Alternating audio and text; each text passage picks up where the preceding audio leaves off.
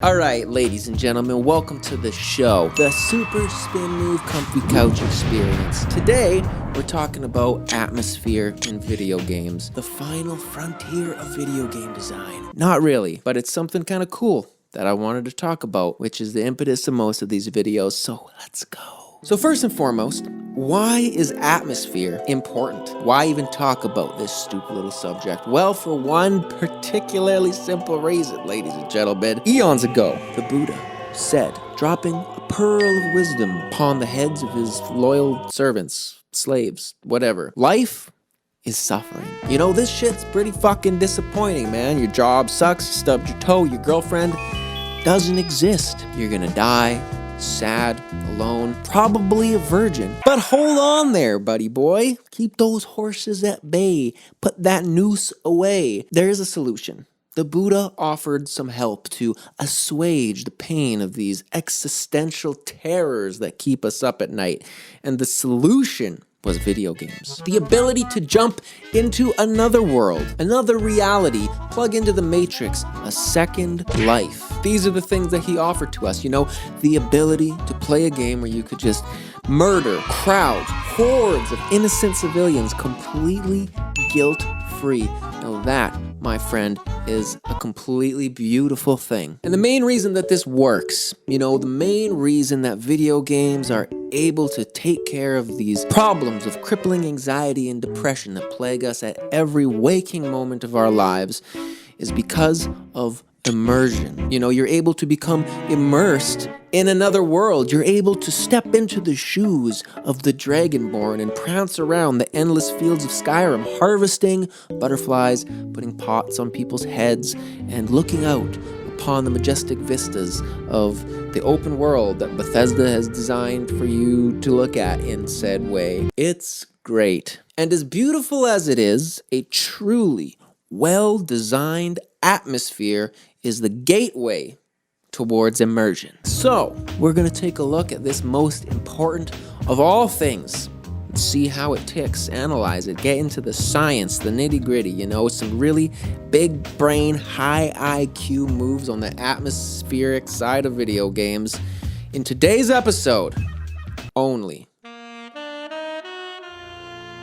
Okay, so I think a good place to start is talking about games that have good atmosphere, and from there we can use those as a jumping off point to talk about what makes them tick, what makes them good, how exactly it works. And the first offering that I present to you, first on the docket, is Quake. Surprise, surprise, I know I talk about this game a fucking lot on my channel, but you know, it's the first game that ever really touched me as a child, consensually.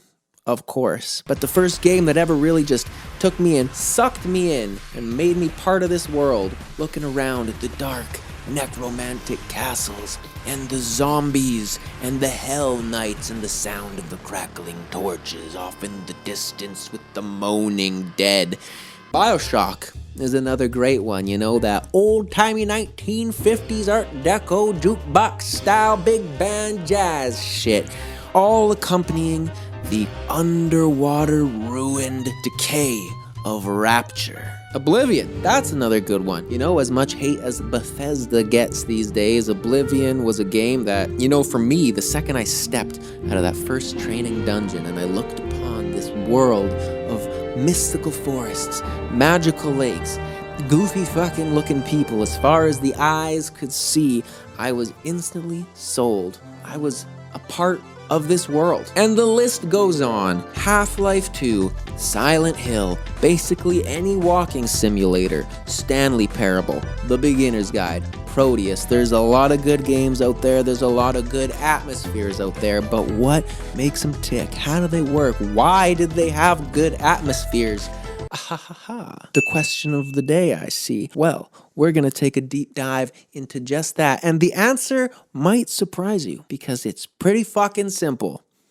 Tone. And now I know what you're saying, but tone is completely different than atmosphere, and yes, you are correct to a degree, but atmosphere is a function of tone when tone is conducted in a specific way, and we're going to get into it. Allow me to present to you Silent Hill for the first example. Great game, great atmosphere, great laxative. From start to finish, an eerie, fog-filled nightmare. Nothing but the sounds of the wind whistling through the barren alleys and your footsteps, haunted by whatever lurks beyond your sight.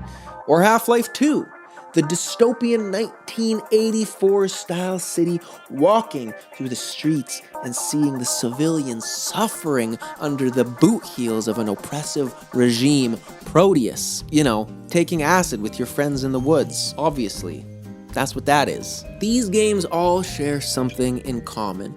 A super clear, concise, consistent tone that works its hardest to immerse you in its flavor. Anybody can have the tone of a spooky game. Ooh, so spooky. But, it takes a lot of skill to do what Silent Hill did. To immerse you so consistently and effectively in this world. There's nothing in the game's design that really takes you out of that feeling. There's no loot boxes. There's no hints. There's no tips. There's no NPCs who are like, hey, did you know you can press A to open doors? No fucking shit, dude.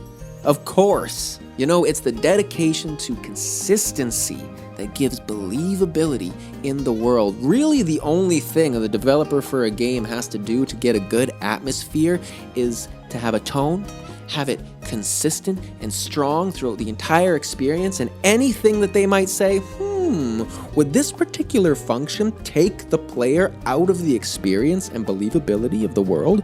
Throw that shit out. Bada bing, bada boom, dude. 10 out of 10 atmospheres. Fucking easy. And at the end of the day, it really is one of the most important things that you can do in a video game. Because atmosphere is the magic. Atmosphere is the message that the game developers want to leave with you.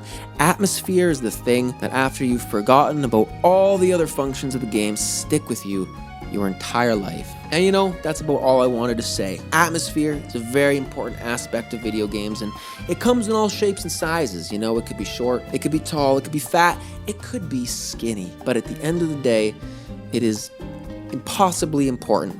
And I hope, if anything, I've convinced you of that, or at least maybe entertained you for a second in watching this video. At any rate, thank you so much for watching if you made it this far, and hope to see you on the next one. Love ya.